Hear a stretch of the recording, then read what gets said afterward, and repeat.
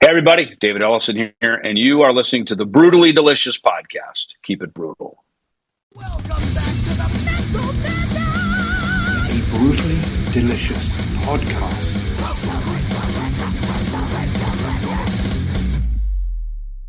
This is 70,000 Tons of Metal, the original, the world's biggest heavy metal cruise. 60 bands, 4 days, one cruise ship, only 3,000 tickets. It's like having an all-access backstage pass. January 29th to February 2nd, 2026. From Miami, Florida to Nassau, the Bahamas, and back. 70,000 Tons of Metal. What are you doing next winter? Awesome, How are you, my guys. friend? How are you? Great. Good, how are you? What are you guys doing? Not preparing for this, I guess, listening to the record. Yeah, thank you. Where are you at? Where are you at these days? You I'm back in in Arizona, Arizona overseas? right now. Oh, okay. Yep. I didn't know if you had moved over to the. You do a lot of stuff over in England and Europe. Yeah, look, a lot of my life is over there. A lot of demand for what I do is there. So I'm back and forth. And, I've tried to set up my life up so that I can just be full-time, play music and do that and go wherever the phone calls and bring a bass as well, Excellent. So that's going to bring me to the first thing we were just talking about before you got on is how in the world do you keep up with so many projects? You're like the guy that's everywhere, involved in everything. I was told years ago by my friend Al Petrelli in 2002, say yes to everything. Now, that can be a bit daunting. But, as he said, he goes, you're going to get overbooked, but better to be overbooked than underbooked, And I learned quickly because I said no to a couple things that year. Boy, the phone stops ringing quickly, Really? And I think as in anything in life, it's about momentum, And I think as long as you're always in the room and you say yes and you be agreeable and try not to make it about the money, try not to make it about all those things. And again, we're deserving to get compensated for what we do. But, Sure. For me, the goal was always just to play music. That was always the thing. And, so I think that's sort of the motto. That's the mission statement for me, and, look, I spent many years in one group. When that fractured apart in 2002, I was in a new phase of my life to go, well, let me go see what else is out there, and then of course in more recent years, the same thing. Right. And I think the training I got in 2002 to 2010, those years sort of trained me how to do this, because I was never like a gun for hire session guy. I was always about form a band, be in a band. We're here to take over the world, and that's what we do. Right. So I've gotten to do both, which is really, I think, super liberating. When you're writing, do you have trouble like compartmentalizing who you're writing for, or how does that? No, that was probably an issue too, right? Well, good question. So back here's a little arsenal of weapons. A guitar, some basses, fretless, right? All kinds of different stuff. So when I'm in the mood to write, I'll compose some ideas. I just always put them on my iPhone and just capture them real quick, because that way I can always send them to somebody and say, hey, I got an idea. And usually it's pretty obvious. It's like, hey, this is something I should send to Guilherme from Dieth. Hey, this is something I should send over to Andy Martingelli, maybe a future thing for us, Ellfeson, Soto, or otherwise. If I'm sitting at the piano in the other room, I've written a couple of things that I was collaborating with a guy in France on, and, maybe there'll be something about that one day. I wrote one really cool piano tune that I really like a lot. So, there's a whole other world of stuff, that at someday, some points, I'll probably get into detailing that. But, I think when you're writing, for me, it's just writing. Right. And it's just kind of, where I store it, what bucket I put it in to sort of house it until I need it. Right. That's after the fact. Now, with that said, Ellfeson Soto, for instance, when we're deep in it writing, and usually, me and Andy get together in London, we write, we track everything, we put it down, at least the ideas. And then once we get Jeff in the mix, which is always some later time, that's when we deep dive and get really serious about, what we're writing, detail the stories, detail the lyrics, the melodies, and that's when it really becomes a record project, because recording is a project, right? There's a goal, there's a time frame, there's usually a budget. So it's like building a house, right? Time, labor, materials. You know what I mean? So, Right. The making a record is no different. It's the same thing. So, I think for us, there's a real serious focus. And they look, same with when we work on Dive, same with when I'm working with Kings of Thrash. Hang on. You're good. Sorry about that. When I'm working in, I'm trying to make a call go later.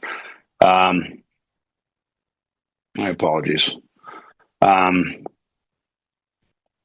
There you go. The world's calling as we're talking about one thing. The world's calling for something else. Right. Interview's over. There you go. There it is. We tried to do an interview with David, but his phone kept ringing for people calling him wanting to do stuff, so we had to go. There it is. Yeah. All right. We So were one joking. more, and I'm going to let Dark jump in. Sorry, Dark. Sure. What a great band. I mean, fan of Jeff Scott Soto since, I don't know, Ingve. I saw him on like the first tour at Lemoore when they played. Unbelievable talent. But Andy, where did Andy come from? What a complete great tone and unbelievable player. Isn't he? I mean, really, it should say Ellefson, Soto, Martin, Jelly. Me and Jeff even talk about that. And our drummer Paulo, man. I mean, again, another powerhouse. I always say a band is only as good as its drummer, and sometimes the best drummers are so good that they just hold it down in a certain way that doesn't have to be flashy. But Paulo to me is a modern day Clive Burr, and that's what I love about him. And I'll stand by that. He's just phenomenal. So Andy, I think I had seen maybe some stuff online with him. This was let's say 2016 Dystopia tour, and we were just pulling into Bologna, Italy, and remember the band Cobra and the Lotus? So Cobra's mother managed her, and she messaged me and said, "Hey, we're looking for a guitar player. Do you have any ideas?" And I was sitting next to Kiko on the bus. I said, "Hey, my friend Cobra needs a guitar player." And right away he goes, "Andy Martingelli. You want me to message him? He'll come to the show tonight." I'm like, whoa, hell yeah. So, because I try to connect dots for people. That's what our business is, right? This is a business about being connected to people, right? So Andy comes down to the show. He's full of energy. He looks great. He shows up ready to do business, and I was like, that's great. So I introduced him to Susan, to Cobra's mom manager, and that worked. And so Andy played with Cobra for a couple of years. I think they did a bunch of touring. And so fast forward, me and Frank Bello put out Altitudes and Attitude. And I need a band for Europe because I asked Slash if we could jump on some shows with him, and he kindly did. He kindly put us on a handful of dates with him, and they were big shows, So I hit Andy. I go, "Dude, can you jump in on this?" And so he did. And so we had a drummer, Joe Babiak from Chicago, who I had played with, who had just moved to I believe the Netherlands. So it all kind of worked out. We put a band together, right? So, we get on stage doing the big shows with Slash, with Altitudes and Attitude. And again, Andy just proved one more time he's the guy, right? He knows what he's doing. He's got the whole package. Looks great, plays great. He's got his social media together, just everything you need, right? For a guy these days. And then I did a bass story tour, and I hit Andy. I said, "Hey, we're coming through Milan, I think." And that's when he brought in Paulo, the drummer. And I said, "Andy, I need a band because I was using pickup bands. Every city I went to, I used a different band. And which I tell you, talk about growing musically. Whew, that's the way not only grow musically, but grow as a band leader, grow as a boss, grow as, the guy, in charge. I took that whole thing around the world like that and used the band almost every day.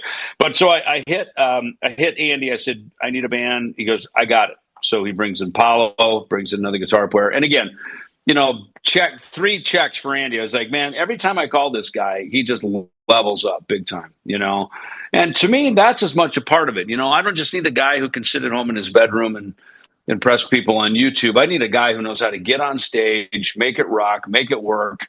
You can hang out with a guy. You get along, it's got to be the whole package, and Andy's that guy, man. So he's just, I love the guy. He's just got the whole thing, So, as he and I were composing, we worked a lot through COVID. We did the Ellefson No Cover record. We did that Post Malone cover of the song Over Now. We worked on, I think he participated a bit on the Sleeping Giants album. And that was when I started to step out and start doing records under the Ellefson name, And so, fast forward to Ellfeson Soto in 2021, the Vacation in the Underworld album. That was me, Andy, and Jeff putting that together.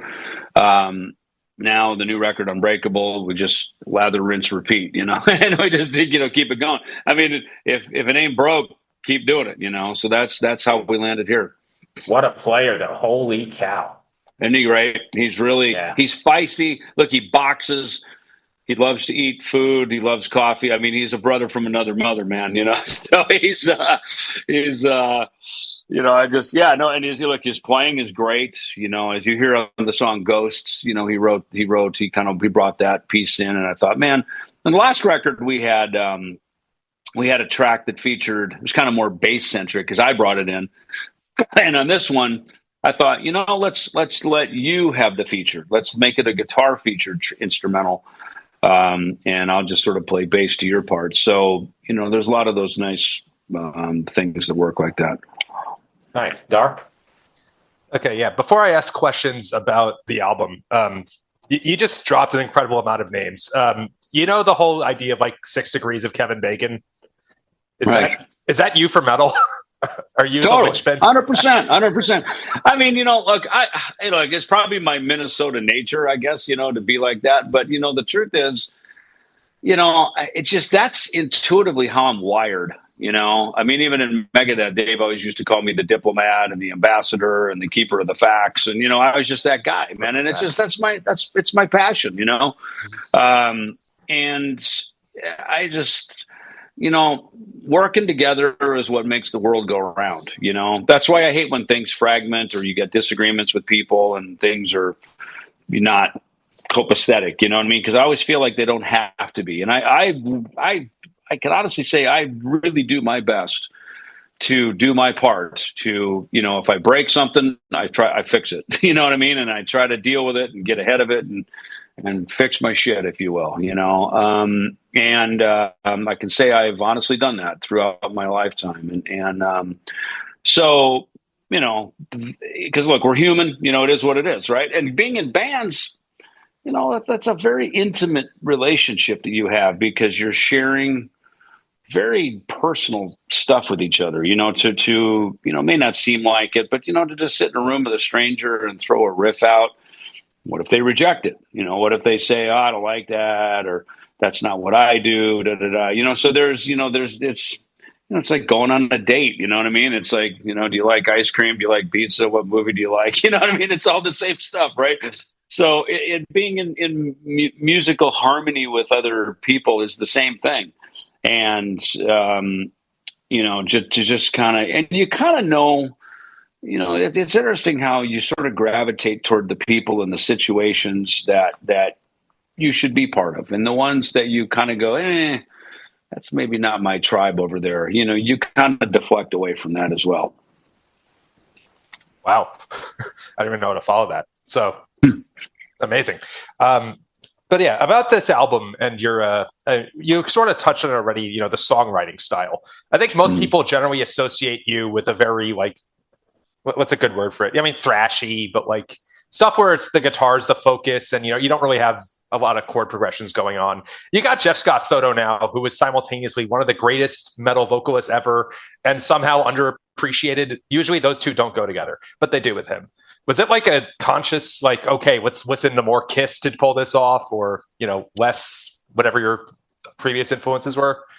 I would agree with what you say on all of it.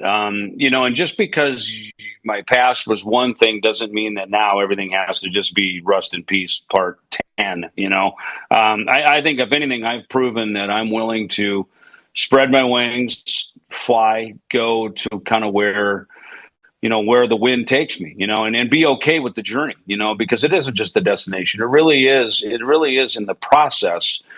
That's where the joy comes from with the records, you know, because once you finish it, then you turn it into the label and you put it out. There's all the marketing and all everything else that goes with it, which I enjoy all that as well. But while you're creating the music and putting that together, I had a song from Vacation in the Underworld called Writing on the Wall. And it was a tune that I'd had for a few years. I wrote the whole thing and I kept needing this voice on it. And so finally Andy, he goes, call Jeff. He's your friend. You love his voice. We should have Jeff sing on our album anyway. Call him, you know. So I did it. I called him. He sang on it. He sent it back to me within like an hour. It was amazing. And I was just like, yeah, this is just so obvious. And that began our partnership. You know, again, you kind of, you know, you go out for a, you know, the first dance, if you will. You know what I mean? And you see if there's any love there. You know, and that just started the whole process. And you know, when we work with Jeff, we all make suggestions. We all work with each other. But I just try to let him be who he is and do what he does. Because like you said, he's one of the greatest rock metal singers out there. He's been doing it a long time. And I agree, maybe a bit not underappreciated because everybody appreciates him. But, you know, the marketing and everything else that goes with it, there's a lot, you know. And Jeff's involved in a lot of things, you know. And so I'm glad that he's got a bright spotlight here with us. You know, his voice is heard both literally and figuratively, you know, that his name is on the door. He's as much at the spotlight as I am and all the rest of it. And you can really hear the creative power that flows between us. Yes, absolutely. And he's another one of those guys, I think, kind of like you, right, that's involved in so many different things. He's done so much over the years. Lots of different bands and acts and projects and stuff. I mean, look, you know, if you get one group that you either form and drive the bus on, or you can be a part of, which I kind of got to do, you know, a little bit of both with Megadeth, you know. I mean, Dave determined himself the leader right up front. So I acquiesced to that. I said, all right, I'll be the number two to his number one, you know, because it takes both of us, you know, to make it happen. And so we established that right up front. You know, I talked to Mike Portnoy about that with Dream Theater. A lot of my friends, you know, we get in these bands and look, they're just a project too. You start them. Next thing you know, a record company signs you. Next thing you know, you're selling some records. You're getting on bigger tours, and it's, you know, you never know if any of these things are going to hit. You know, so you just go do it. And Jeff's had some big gigs. I mean, he sang Journey and Yngwie, and you know, he's had his big days as well. But I just as much admire a guy or a person who stays in it, because you know, success, sometimes we don't really have much to do with it. As long as we show up ready to play ball, you know, we're prepared to be in the game and we bring our best. That's all we can do, you know. Whatever the final outcome of box office, you know, and record sales and all that stuff, there's a lot that goes into that. And sometimes, as best as you can control that, sometimes there's outside forces working against it. You know, a new genre shows up. You put a show on sale, and next thing you know, some other big act puts a tour on sale the same day. You know, I mean, you know, it just a lot of it's beyond your control. You know, so you just do the best you can, and those are the people I like to work with. You know, the people who not only make the right moves, but they they bring their A game at all times. You know, whether you're playing the big room or you're in the small room, you're always bringing your A game, and you're always in it. I hate to say to use a cliche, in it to win it, but you're always in it to just because it's what you like to do and it's who you are. You know, that to me is that's the crown jewel right there for me. Fair enough. Dark, yeah. Yeah. So I guess I mean, I think you've said or were quoted on Blabbermouth recently that like you never have to work another day again in your life. So are you still in it to win it, or do you just do it because you love it at this point? I do it because I love it. You know, part of that comment was I never have to work because I don't go to work. I play. You know what I mean? I don't work music. I play music, right? So it's kind of a double entendre. I didn't say that to go like I'm bloody rich and fuck, I never have to work. That was not the point of that. And you know my style. That's not my nature to say that. You know, but I don't do these projects to go make money. You know, that's that because look, in fact, if anything, I end up investing in them. I'm always putting my own money into these things. And it's kind of like when you buy a car. As soon as you buy it and you drive it off the lot, you're already upside down, right? You already owe more than it's worth, right? And that's how bands are, man. Until they start to have some financial value at the box office and with record sales and merchandising, you're probably upside down. I mean, even in Megadeth, we were upside down up until about Countdown to Extinction, you know, 5 albums into our career, you know, because we take everything, we invest it. You know, I see my friends on big tours and I can pretty much count how many trucks and buses and how many people and then I can count and go, how many people are in the building and go, yeah, they're either making money or they're not making money, or some nights they're breaking even. And, you know, it's, you know, and that's just how it is, man. It's like, you know, moving rock bands around the world costs a lot of money. You know, it's not cheap. And everybody thinks that there's all this money. And then, look, hopefully we end up a little further ahead at the end of it than we did when we started. And I did. I'm lucky with that. Not everybody does, man. And, you know, like I said, Kings of Thrash, Dieth, these new bands that I start, they're totally for the love of doing it, you know. And look, they're profitable enough that we can keep it going. Otherwise, at some point, you just, you know, who can afford to just keep throwing, you know, money at something if it's just not working. But to me, as long as they're sustainable, I'm good. Let's go. Let's book another show. Let's book another flight. I got a bass sitting right here. Let's rock, man. You know, so, you know, to me, songs are fun. People are fun. There's enough loot to pay the bills, so everybody feels like they, you know, got a little something out of it. What more could you want, man? I mean, to me, that's like the perfect life. I agree. And we're running up against time, but I got to ask you one quick question, kind of shift gear for a second. What was it like playing back to the beginning? It was incredible. It was exactly as you saw online, as you saw if you watched the live stream. I tell people it's like you were there with us if you were at home watching it on the live stream. I mean, it was exactly as you saw it. It was just such a beautiful, harmonious, heartfelt event by everybody. No one in that room was bigger than anybody else. Ozzy and Black Sabbath were clearly they were the guys. They were the ones we came to honor, but even they were so cool. And just everyone was so chill. The fact that we got to say goodbye to them and they got to say goodbye to us. I mean, what a cool thing to do, because usually it's not like that. Usually someone fades away or passes away, and then one day you read it in the obituary in the news. It's like, oh, whatever happened to that guy? Oh my God, he passed away last year, and you forget, and the way that they just kept it in our mind, they kept it in the forefront for us.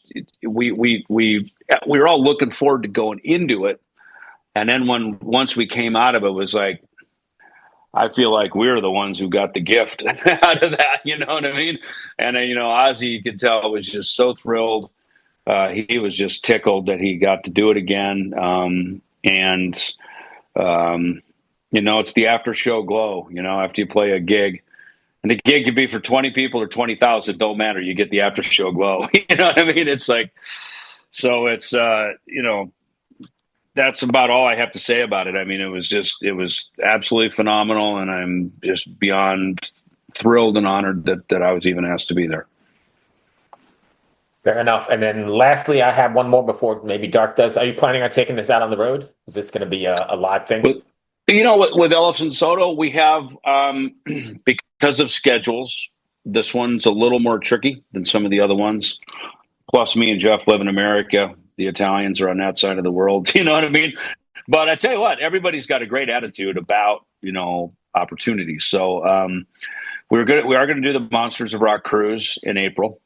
And so I think it's going to be kind of more of that kind of stuff, things that give the sort of support to it, that allow it to happen rather than, we all jump in a van and grind our way around the world, playing every freaking gas station that has an outlet. That we're not doing that. That's for sure.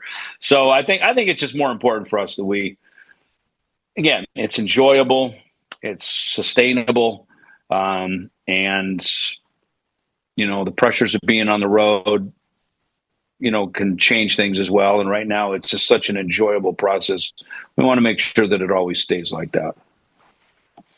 Okay. Dark. That was basically, it was like, when do we get to see you live again? Because the last Kings of Thrash tour in the US was 2 years ago. Yeah, no. Look, Kings of Thrash, we're going to be out. We'll be out, in fact, actually first week of September. We've got some shows in Southern Cal and Arizona. We've got, in October, we've got 3 dates across Florida. And then right after that, we've got an East Coast, Midwest. I kind of call it the iron ore range, or the steel belt, the rust belt of Ohio, Michigan, upstate New York, Ohio, in Kentucky, and that kind of stuff. So we've got that whole run of dates there. And then there's a bunch of other stuff too. There's a lot of the Kings of Thrash calendars actually filling up pretty nice. So we keep all that stuff on our socials and online as well. Thank you so much, my friend. Always good to see you. All right, guys, rock on. Hey, see you guys. Good luck. We'll see